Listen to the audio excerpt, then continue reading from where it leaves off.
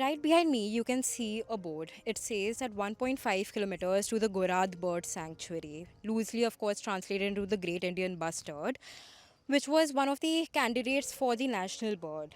Of course, it lost that battle, but now it's losing another, that is of life itself. Right now, here in Gujarat's Naliya, there are only three female bustards that exist.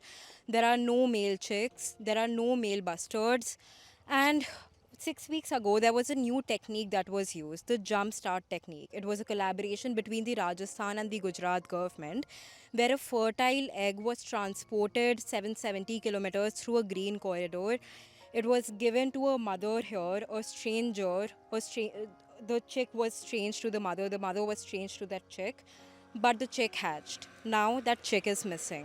Nobody knows if it has flown off, if it is eaten up by predators, if it is dead or alive. You can see the Naliya grasslands here. The bird sanctuary is just a few kilometers away. But the situation is quite grim. However, the communities are coming together. The government, the Supreme Court has, of course, now stepped in, and the conservation efforts are at speed. However, what the fate of the Great Indian Bustard is going to be remains to be seen. So I'm Dheeraj Mittal. I'm conservator of forest working here in Kutch. Uh, so in jumpstart technique, which has been tried here in Gujarat as a successful experiment, wherein a fertile egg has been brought in from a breeding facility in Jaisalmer in Rajasthan and being brought here in Gujarat in the grasslands of Naliya Abdasa taluka, where in last few months we have been able to tag a female and which was observed very closely, and we observed that it has nested and a laid egg. So in terms of complete synchronization of events, and thankfully we had available fertile egg at the Jaisalmer facility, so egg was brought in and it was swapped, and the bird has luckily hatched the same swapped egg, and a chick was born successfully after hatching by the bird in Naliya. So this is a jumpstart technique which has been tried here in wild, and it is an important milestone and success as an effort to revive population by this technique right now. So basically, our technical partners or consultants were Team WI in this regard. So Dr. Sutita Datta and his team were there. They were the people who have actually done this very specific professional part of swapping the egg and getting it from Rajasthan. We facilitated the entire operation, and thereafter also, once the chick was born, the team WIA member was always with us during the entire screening and observation part also. And we utilized drones and other facilities, binoculars and etc. to keep a track on the tagged bird. So the female bird, as I already said, was tagged. However, the chick was not tagged. So initially, when the chick was born, the for the initial days, the activity of the bird remains in a very localized area. The road from Bhuj to Naliya, around 120 kilometers, passes transmission lines cutting across or running alongside it for much of the way. 33 kV distribution lines, 66 kV lines carrying power from wind farms to the grid, and in stretches, the taller pylons of higher voltage infrastructure cutting through open grassland. Conservationists and locals say no significant stretch of these lines within the priority zone has yet been placed underground despite a Supreme Court order directing exactly that. The reasons these lines matter. The GIB has poor frontal vision, its eyes are set on the sides of its head, built for scanning the ground. At speed and altitude, it cannot see transmission lines in time to avoid them. The Wildlife Institute of India estimates 18 GIBs die annually from power line collisions across the country. For a species with fewer than 150 birds remaining in the wild, that number is not incidental, it is structural drain. The case to remove these lines began with a 2019 petition filed by wildlife activist and former bureaucrat M.K. Ranjit Singh Jhala. In 2021, the Supreme Court ordered the underground relocation of all overhead power lines across 99,000 square kilometers of GIB habitat across Rajasthan and Gujarat. Renewable energy companies, which operate around 50 gigawatts of capacity, valued at approximately rupees 1.5 lakh crores across these two states, would have had to bear those costs. The central government pushed back. In March 2024, the court modified its order, reduced the protected zone, and expanded the expert committee to 9 members to work out a line by line compromise.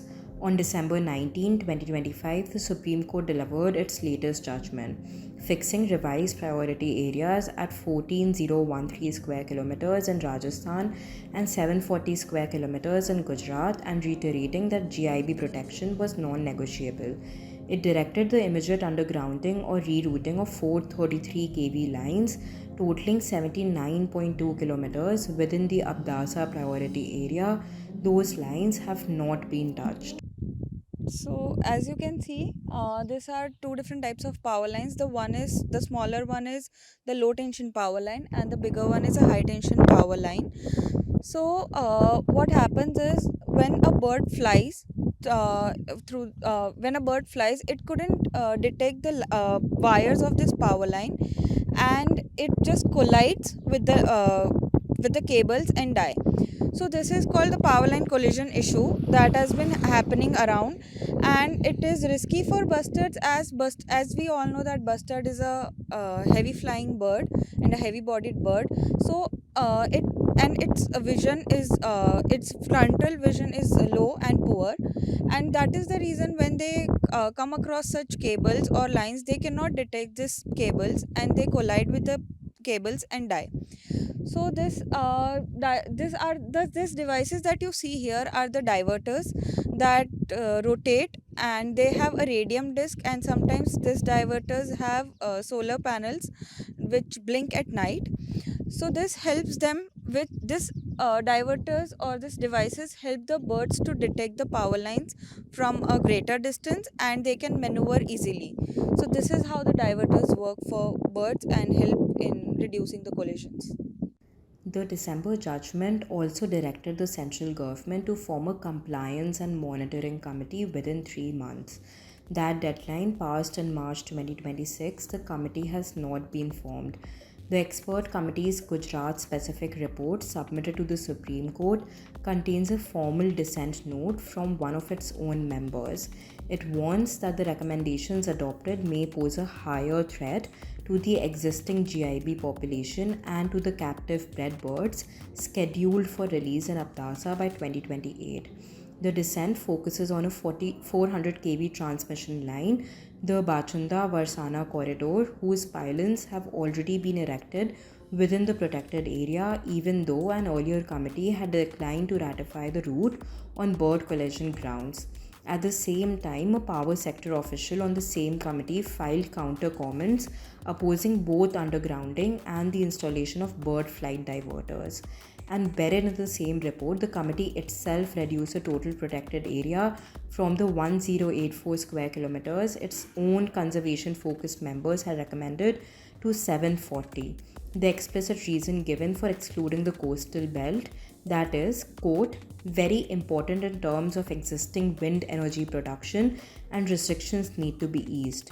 The committee drew the conservation boundary around the power sector's existing footprint and put that reasoning in writing. For the initial days, the activity of the bird remains in a very localized area. So, since I just want to place on record that GIB is a very sensitive bird as a species, and so in terms of in natural survival also, only 40% the data shows as per our team's assessment in WII that only 40% of the eggs hatch, and out of which those hatched eggs, only 60% of the chicks survive the age of 2 months. So only after 2 months the survival chances of hatched chicks is very higher.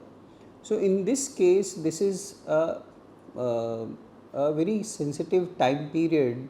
So we were lucky that our first experiment, the chick got, the egg got hatched, and we got the successful chick after almost a decade, though the chances are 40%. So we were lucky on that account, and that is where it is very successful. And yes, there are issues amongst the survival percentage even in natural and our earlier learnings about this species. So that is a challenging task, because here the bird was in a complete wilderness environment, and it is not a controlled soft release facility or an enclosed facility. So in this entire operation, yes, you are right that it has to be synchronized. The fertile egg has to be available at Jaisalmer facility, in Rajasthan. Forest Department was very kind to share it. We are thankful to that endeavor, and Government of India also helped us to do the entire operation in a very coordinated manner along with Team WI. So right now what we have done is that beside this bird which has just right now hatched the egg, and we got the first chick, we have tagged another bird very recently, and we are waiting that whenever an opportunity arises, the bird nests and lays an egg, and if we have an opportunity of available fertile egg in Rajasthan facility, we will do it again. And this first time experience has made us learn so many things in terms of logistics and other requirements. Regarding staff's training also, there was a sensitization by Team WI. Dr. Sutirtha was here with his team twice or thrice. The senior officers also guided, and we have developed some set of observational skills over years. We have some very experienced field forester staffs who have been observing this bird about its behavior. So as I said, that since the bird was in its complete wilderness environment, we and our teams tried that the bigger predators be not in the vicinity in that area. However, there are all possibilities of other wild predators, even if the smaller ones like foxes, jungle cats, mongoose, and even raptors. So, and as I already mentioned, that only 60% of the hatched chicks do attain an age of 2 months. So yes, there are challenges in wild and natural conditions. So it's quite a possibility that any of these predators or any other natural event could have led to a possibility of predation in for this newly born chick. And as I said, this is one very encouraging project and program which we have taken up with the support of WIA, and we are ready to do it, and it has shown some results in Rajasthan. We are sure that we will be able to take this up further. Okay, so firstly, I was not involved, or the Corbett Foundation was not involved in this entire process of Jumpstart. This was done by Wildlife Institute of India in collaboration with Gujarat Forest Department. And they have followed the directions given by the Honorable Supreme Court in their judgment dated 19th of December 2025. So where the expert committee suggested that because we have just 2 females in Gujarat state, rather than capturing them and shifting them to any breeding center, it is far more advisable to follow this technique, because the conservation science has evolved. By following the Jumpstart, you will be able to have the females within this landscape, which they know very well. And you will have a chick without the human imprinting, which is the case when you have the chick hatching in conservation breeding center. But Jumpstart gives you this opportunity where on one hand you don't have the risk of human imprinting, and on the other hand the chick would learn the knowledge about the landscape from the wild female. So it was a very important step, and I must appreciate what has been done by WII and Gujarat Forest Department. So this also gives a hope to other range states in India where you have bustard population. For example, Maharashtra, you have bustards, you have few individuals in Karnataka and Andhra Pradesh. So there is a hope that with this technique, possibly the population there can also be revived. As I said that I was not part of this initiative, so I won't be able to give you the exact reason why the chick could not survive. But based on what I read in the press release given by the Gujarat Forest Department and based on my experience of last 16 years of study on bustard in this landscape, see, the area where the chick was roaming around with the mother um, is yet to be established as a pure predator-proof exclosure, and therefore there are a number of predators there, which includes free-ranging dogs, jackals, fox, and many other carnivore. A variety of cats are also there. Free-ranging cats are also there. So all these predators pose a risk to the chick because due to the overgrazing, the grass height was not as tall as it should have been for the chick to, be protected and concealed and stay away from the predators.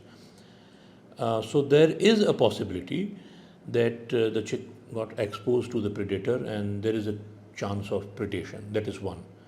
However, I would say that when the one of the direction was followed, this is a learning, and we must understand that we need to put equal amount of in situ efforts to secure the habitat so that in future such things are not repeated, and when we release the captive bred birds in future following the court order, the habitat are secure enough that the birds would be able to fly and roam around within the fragmented exclosure, and they don't have any risk of collision or any other threat.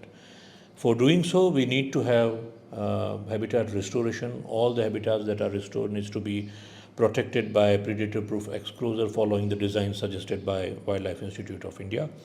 And all the power lines, existing power lines which are there, which are identified as critical, needs to be undergrounded, so that in future the mother or the chick would not collide with those power lines. That risk is always there. So we need to address all these threats before going ahead with the second attempt. 30 kilometers from the sanctuary in Kanakpur village, the Corbett Foundation has been doing conservation work since 2009 of a less headline friendly kind. No egg transfers, no portable incubators, instead, the removal of prosopis, native grass seeds, and a sustained conversation with the village panchayat about 81 hectares of community land that had been lying barren. The logic is indirect but consequential. GIBs do not use this land, it is not their habitat. But when village cattle have adequate fodder here, they do not push into the open scrubland around the sanctuary that the birds do use. Grazing pressure stays away from the places where female GIBs nest and where chicks in their first vulnerable weeks move with their mothers. So these are the model plots that are model plots, or you can say grassland or fodder plots, that have been developed in Kanakpur village. We do seed sowing of indigenous or local grass species to store and harvest the grass that grows. These model plots help in reducing grazing pressure on the core habitats of GIB, and this grass is also useful for the livestock. This indigenous grass, I would say, is useful for the livestock as the grass is stored and then further used in the drought periods. So this is around 40 acres of grassland plots that has been restored around 7 years ago, and there are other plots which have been restored say 5 years ago and 2 years ago. This plots currently harvest about 2000 kg per acre of grass every year, We do not allow grazing until the third year as the tussocks needs to develop, and therefore we follow a rotational and control grazing system in these plots. When you start the restoration process, you there's a lot of that goes behind this. You have to start with the land preparations, check the documents, and also you have to procure indigenous grass seeds, which are sometimes difficult to get because there's always a mixture of other grass species as well. So what we have done is we have tried to sow seeds that are indigenous, and with time the indigenous grass species have covered the area, and the invasive or would say non indigenous grass species have lowered down. जी जो हमारे गौचर की जो बात कर रहे हैं जो, तो गौचर में मैंने आगे भी बताया आपको, जो बायोडाइवर्सिटी डेवलप होती है, जो पशु पक्षी चिड़िया छोटी अपना ये सांडा, ऐसी सभी चीज़ इसमें सस्टेन होती है। और जो पर्टिकुलर जो हम जो विस्तार में रहते हैं उस विस्तार में घोराड नाम की प्रजाति, जो GIB ग्रेट इंडियन बस्टर्ड जो नाम की जो प्रजाति है, जो वो इस विस्तार में रहती है, उसको घासिया मैदान अच्छा लगता है। तो आफ्टर ऑल ये जो सभी चीज़ें, जो घासिया मैदान डेवलप हो रहा है, गौचर डेवलप हो रही है, ये अल्टरनेटली गाय के लिए भी काम आता है और पक्षियों के लिए भी काम आता है, बर्ड्स के लिए भी काम आता है, घोड़ा के लिए भी काम आता है। तो ऐसा ज़रूर मानना है कि इसमें GIB सस्टेन करेगी, अच्छी तरह से पूरा एरिया डेवलप हो जाएगा। उसके बाद ये पक्षियों को मज़ा, मैंने अभी इस ये अभी जो शियाड़ा आया था विंटर में, जो और भी पक्षी हमारे गौचर में आए थे, तितलियाँ चकली, वो तो बहुत आती है यहाँ पे। इस तरह का जो ये घासिया मैदान डेवलप होगा, इसलिए अपना ये कोई भी पक्षी है, कोई भी बर्ड्स है, GIB है, और सबको उसमें रहने में अच्छा लगता है, वो सेफ रहते हैं उसमें। तो ये काम भी इनडायरेक्टली हो जाता है, कहने का मतलब ये बात हो रही है। नमस्ते, मेरा नाम शीतल हिरेन पटेल है। मैं कनकपुर में रहती हूँ। हम यहाँ पर सभी महिलाएं मिलकर गौपालक का उद्योग करते हैं। गौपालक महिला मंडल के द्वारा हम यहाँ ऑर्गेनिक कनकेश्वरी घी नाम का घी का ब्रांड बनाते हैं, घी बनाते हैं ऑर्गेनिक। यहाँ पे हमारे यहाँ गांव में 350 मतलब 350 जितनी देसी कांकरेज गाय है। जो गौचर हमारा यहाँ खुद का गांव का गौचर है, वहाँ पे वो जाती है गौचर में, वहाँ पर हम लोग घास उगाते हैं, वो घास खाती है। वहाँ घास खा के फिर वापस घर आती है, तब हम उनका दोहन करते हैं।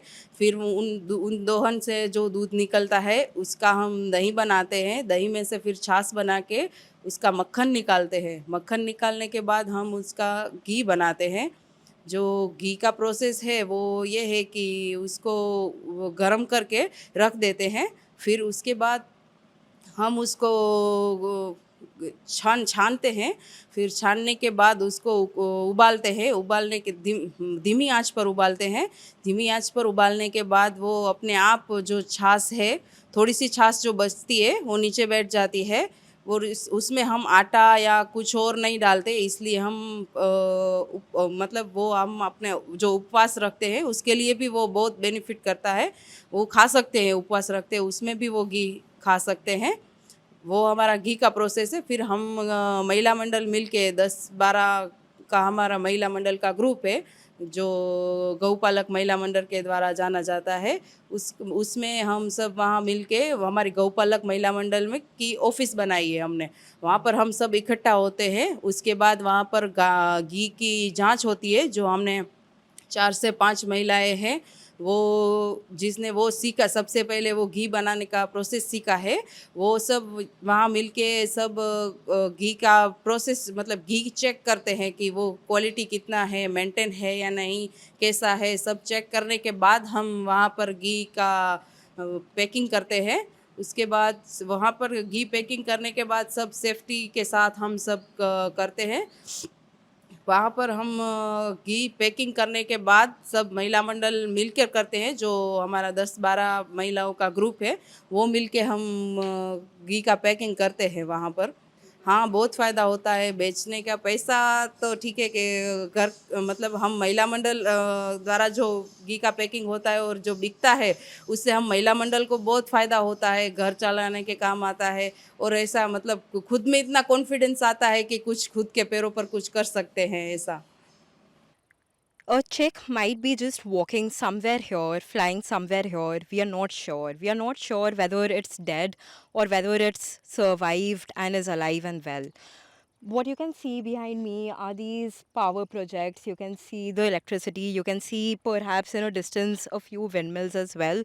All this comes under Adani, but there is another problem for the Great Indian Bustards.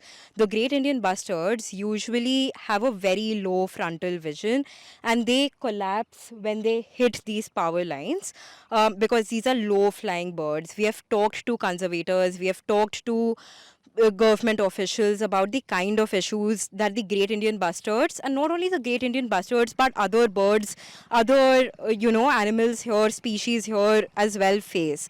And it's basically these power lines that you can see.